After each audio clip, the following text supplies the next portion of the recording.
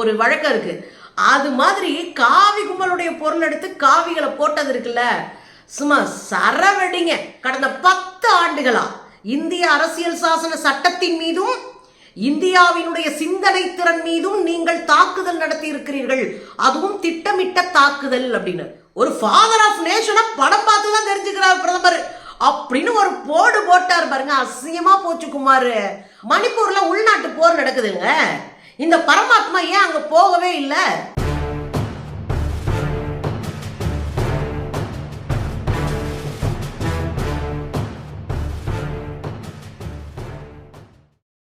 வணக்கம் தோழர்களே. காவிகள் நம்மகிட்ட அடி வாங்குறதும், நாம காவிகளை துரத்தி துரத்தி அடிக்கிறதும், வெளுவெளுன்னு வெளுக்கிறதும் அதெல்லாம் இயல்பா நடக்கிறது தாங்க. இப்போ நாடாளுமன்ற கூட்டத்தொடர் ஆரம்பிச்சிருக்கா, மொத்த சங்கியை ஒத்த இடத்துல உட்கார வச்சு மொத்தமா சுத்து போட்டு அடிக்கிறது இருக்குல்ல, அது இன்னும் ஜாலியா இருக்குங்க. அந்த அட்டி அடிச்சவர் யாருன்னா இன்னைக்கு ராகுல் காந்தி. சும்மா கதற விட்டுருக்காருங்க. அவர் பேசும்போது ஒட்டுமொத்த சபையும் கதறுது காவி கும்பல். அதே மாதிரி எந்திரிச்சு பதில் வேற சொல்றாங்க. மோடி ஒரு பக்கம் எந்திரிச்சு பதில் சொல்றாரு, இன்னொரு பக்கம் அமித்ஷா எந்திரிச்சு பதில் சொல்றாரு, ராஜ்நாத் சிங் எந்திரிச்சு பதில் சொல்றாரு. சும்மா சங்கிகளை சங்கிலே மிதிச்சிருக்காப்புல ராகுல் காந்தி. கெத்து காட்டிவிட்டாருங்க. நான் அந்த பேச்சை பல தடவை போட்டு கேட்டேன்னா பாருங்களேன், மத்தியானத்துல இருந்து ஒரு 5 தடவையாவது கேட்டிருப்பேன். அவ்வளவு ஜாலியா இருந்துச்சு, கைதட்டி கேட்கிற அளவுக்கு நல்லா இருந்துச்சுங்க. அதுலயும் சிவபெருமான் படத்தை தூக்கிட்டு வந்து இந்த பக்கம் குருநானக் படம், இன்னொரு பக்கம் தொழுகை பண்ற படம் எல்லாத்தையும் எடுத்துட்டு வந்து எல்லா மதங்களும் அன்பை போதிக்கின்றன. சிவபெருமான் கையில இருக்கிற சூலாயுதம் கொலை கருவி இல்லை, அது கருணையினுடைய கருவி. கொலை கருவியா இருந்தா ரைட் ஹேண்ட்ல வச்சிருப்பாரு சிவபெருமான், அவர் ஏன் லெப்ட் ஹேண்ட்ல பின்னாடி வச்சிருக்காரு? அப்ப அவர் நோக்கம் கொள்றது இல்லையா அப்படின்னு வச்சு புடிச்சு விட்டாருங்க. கவாவி கும்பலுக்கு என்ன செய்யறதுனே தெரியல. அவன் பொருள் எடுத்து அவனவே போடுறதுன்னு ஒரு வழக்கம் இருக்கு. அது மாதிரி காவி கும்பலுடைய பொருள் எடுத்து காவிகளை போட்டது இருக்குல்ல, சும்மா சரவெடிங்க. எல்லா தொழுகை, எல்லா கடவுள் எல்லாத்தையும் காமிச்சிட்டு தொழுகை நடத்துற படம், குருநானக்குடைய படம், சிவபெருமான் அருள்ற படம் எல்லாத்தையும் போட்டுட்டு அபயமுத்ரா இருக்குல்ல, அபயமுத்ரானா உங்களை நான் பாதுகாப்பேன் கவலைப்படாதீர்கள்னு சாமி சொல்லும்ல, அதுக்கு அபயமுத்ரான்னு பேரு. அப்ப அந்த அபயமுத்ரா கை சின்னங்கன்ட்டாரு. கடைசியில வச்சு செஞ்சுட்டாருங்க. கதறானுங்க காவி கும்பல்.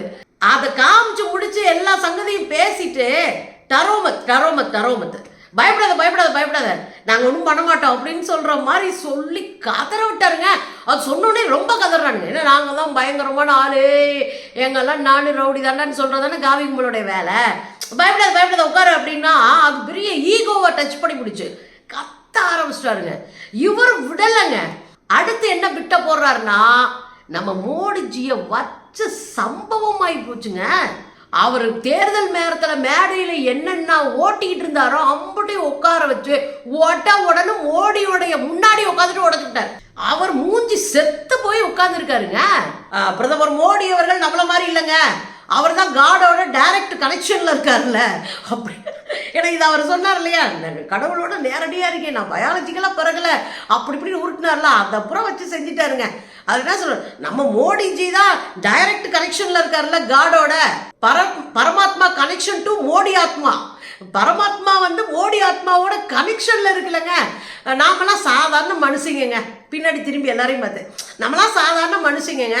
நம்ம பிறக்கிறோம், சாகுறோம், நம்ம மனுஷங்களுக்கு பிறந்தவன், பயாலஜிக்கலா பிறந்தவங்க வேற.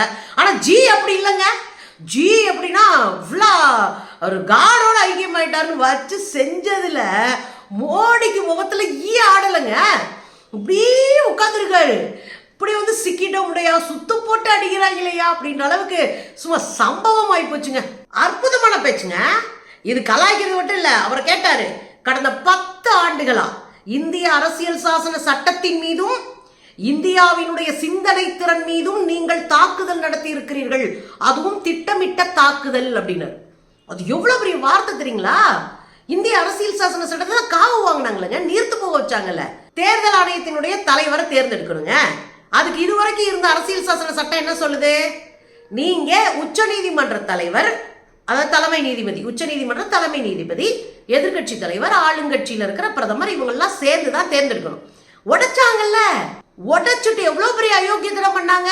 பிரதமரும் அவருக்கு சப்போர்ட்டா இருக்கிற ஏதோ ஒரு மந்திரி, அதுவும் கூட இந்த மந்திரின்னு சொல்ல, ஏதோ ஒரு மந்திரி அவர் கையை காட்டுற ஒரு அடிமை, அதுக்கப்புறம் எதிர்கட்சி தலைவர், 3 பேர் சேர்ந்தோம்னா மெஜாரிட்டி ஆயிடுறாங்க ஆளுங்கட்சிக்கு. அந்த மெஜாரிட்டியை வச்சு நான் என்ன அயோக்கியத்தனம் பண்றேன் என்று சொல்ல முடியாதா? இதுதானே, இதை வச்சு தானே தேர்தலில் அவ்வளோ அயோக்கியத்தனம் பண்ணாங்க. நாம எவ்வளவு கம்ப்ளைண்ட் கொடுத்தாலும் தேர்தல் ஆணையத்து காதலே விழலையே. அது பின்னாடி இருக்கிற அரசியல் என்ன? அரசியல் சாசன சட்டத்தை நீர்த்து போக செய்ததும் உடச்சு காலி பண்ணதும். பொது சிந்தனையின் மீது தாக்குதல்ன்றது சாதாரண விஷயம் இல்லைங்க. இது இந்துக்கள் நாடு, நம்ம இந்து ராஷ்டிரம் அமைக்க போறோம், இஸ்லாமியர்கள் நமக்கு எதிரி, இவங்கெல்லாம் நமக்கு எதிரி, சாதியை ஆழப்படுத்தி போறது அப்படின்னு எல்லா யோக்கியத்தனத்தையும் இந்தியா என்கிற மனசின் மீது, மூளையின் மீது தாக்குதல் நடக்கலையா? அத அழகா சொல்றாருங்க, ரொம்ப அற்புதமா சொன்னாரு. அதுக்கப்புறம் அவர் சொன்னாரு, நீங்க அரசியல் சாசன சட்டத்தை பாதுகாக்க நினைச்சா உடனே அவங்கள தாக்குவீங்க, தலைவர்களை தாக்குவீங்க. அரசியல் சாசன சட்டத்தை பாதுகாக்கணும்னு குரல் கொடுத்தா அவங்கள தாக்குவீங்க, தலைவர்களை தூக்கி உள்ள போடுவீங்க. என்னையே மோடி சொல்லி தாக்கினார்கள்.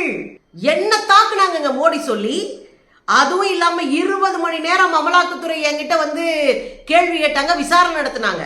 என்னுடைய பதவி அந்த மோடி புடுங்கினாரு, என்னுடைய வீட்டை பறிச்சாரு, கரண்ட்டை கட் பண்ணாரு, தண்ணியை கட் பண்ணாரு, எல்லாத்தையும் செஞ்சுட்டு 24x7, அதாவது நியூஸ் சேனல்ல போடும்ல 24 மணி நேரமா, 24x7 மொத்தமா என்ன பத்தான் பேசுனாங்க.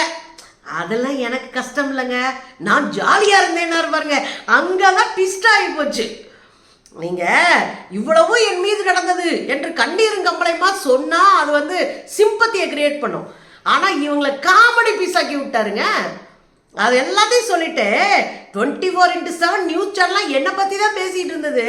பட் அதான் நான் கவலை எல்லாம் பண்ணல, நான் ஜாலியா இருந்தேன் அப்படின்னு சொன்னதுல நொந்து நூடுல்ஸ் ஆயிட்டாங்க நம்ம கும்பல். யாரே நம்ம காவி கும்பல்லாம். அடுத்து ஒரு அடி, பிரதமர் தேர்தல் அப்ப சொன்னார் இல்லையா பேட்டியில, காந்தியவே உலகம் எப்படி தெரிஞ்சுக்கிச்சு? காந்தியை தெரிஞ்சுக்கிட்டது காந்தியை பத்தி படம் எடுத்த பிறகுதான் அப்படின்னு சொன்னாரு. நம்மளுங்க வச்சு செஞ்சாங்க, அதை இன்னைக்கு செஞ்சுட்டாரு நம்ம பிரதமர் அவர்கள். காந்தியவே படம் பார்த்து தெரிஞ்சுக்கிட்டாருங்க.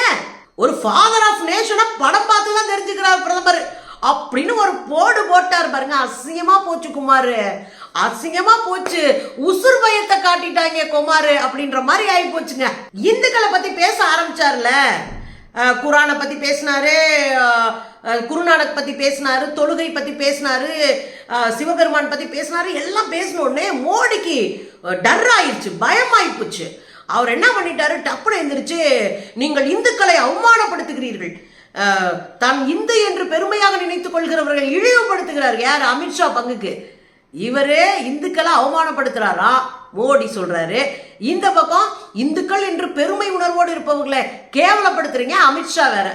அது அவர் நல்லா தெளிவா சொல்லிட்டாரு. என்ன, யோ நீ இல்ல இந்து, என்னவா இந்துக்கு அத்தாரிட்டி நீ கிடையாது, மோடி இந்துக்களினுடைய பிரதிநிதி கிடையாது, பிஜேபி இந்துக்களின் பிரதிநிதி கிடையாது, RSS இந்துக்களின் பிரதிநிதி கிடையாது, நீங்க கிடையாது இந்துக்களினுடைய பிரதிநிதி, நீ கிடையாது இந்துக்களினுடைய பிரதிநிதி.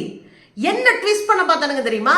நீங்கள் இந்து விரோதமாக பேசுகிறீர்கள் அப்படின்னு ட்விஸ்ட் பண்ண பார்த்த மோடியும் அமித்ஷா உட்கார வச்சு மண்டையில நட்டு நட்டு நட்டு கொட்டிட்டாருங்க. யோ நீங்கெல்லாம் கிடையாது இந்துக்களுடைய பிரதிநிதியே, உண்மையான இந்து வேற, நீ இந்துக்களை வச்சு ஓட்டு பொறுக்கிற ஆளுன்னு வச்சு செஞ்சுட்டாருங்க. அதுக்கப்புறம் போட்டாரு பாருங்க, மணிப்பூர்ல உள்நாட்டு போர் நடக்குதுங்க, இந்த பரமாத்மா ஏன் அங்க போகவே இல்லை? மணிப்பூர்ல உள்நாட்டு போர் நடந்துட்டு இருக்கு, கடுமையான சண்டை நடந்துட்டு இருக்கு. ஆனா ஒரு முறையும் மோடி அங்க போகலையே.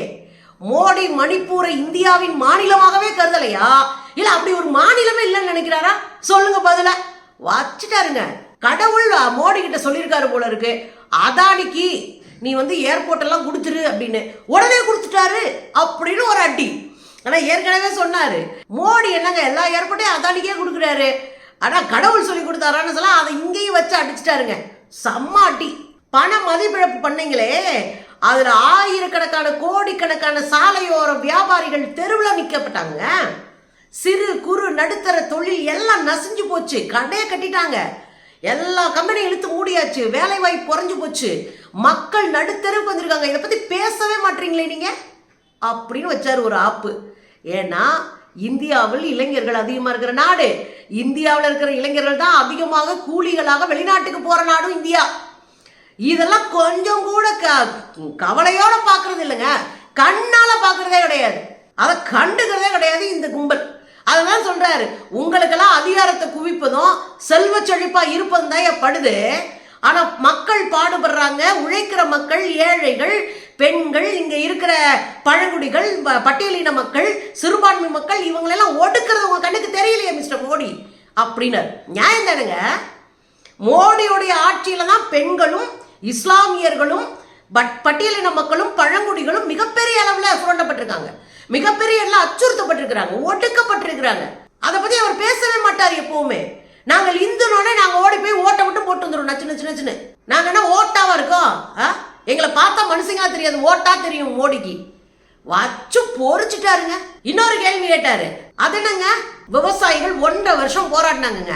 1.5 வருஷம் போராடின விவசாயிகளை நீங்க என்ன சொன்னீங்க? பயங்கரவாதிகள் சொல்லி அடிச்சீங்க, அவங்கள காலி பண்ணீங்க, 800 பேருக்கு மேல செத்தாங்க. நீங்க என்ன பண்ணீங்க?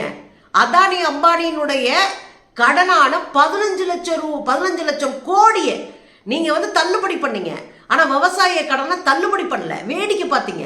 பொதுத்துறை வங்கிகளை தனியாருக்கு மாத்தினீங்க. இதுதான் நீங்க செஞ்ச சாதனையா அப்படின்னு வச்சு உரிச்சுட்டாருங்க. விவசாயிகளை கேவலப்படுத்துவீங்க. நீங்க படிக்கிற மாணவர்கள் கடை வாங்கினா அதை தள்ளுபடி பண்ண மாட்டீங்க, மகளிர் சுய உதவி குழுல கடை வாங்கினா தள்ளுபடி பண்ண மாட்டீங்க, நீங்க எதையும் தள்ளுபடி பண்ண மாட்டீங்க. ஆனா உங்க நண்பங்க, பெரிய பெரிய பணக்காரங்க, பெரிய பெரிய பகாசுர கம்பெனிகளுடைய ஓனர்கள் லட்சக்கணக்கில் கடை வாங்கினா 25 லட்சம் கோடியை நீங்க தள்ளுபடி பண்ணுவீங்க. என்னையா அது நியாயம் அப்படின்னு உரிச்சாருங்க. கடைசியில் ஒரு அடி அடிச்சா பாருங்க, எனக்கெல்லாம் அசிங்கமா இல்ல, நான் எதிர்கட்சியாக இருப்பதில் நான் பெருமையா பாக்குறேன். நீங்க அதிகாரத்துக்காக எதையும் செய்யறீங்க, நீங்க அதிகாரத்துல உட்கார்ந்து நினைக்கிற கும்பல். நான் எதிர்கட்சியா இருந்து உண்மையை காப்பாற்றணும்னு நினைக்கிற ஒரு ஆளு.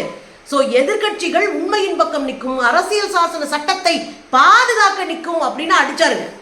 எனக்கு என்னன்னா, நம்ம மனசுக்குள்ள ஒரு பொறுமல் இருக்கு தெரியுமா, இப்படி பேசுறாங்க இவங்களுக்கு பதிலே சொல்ல முடியாதா அப்படின்னு யோசிப்போம் தெரியுங்களா.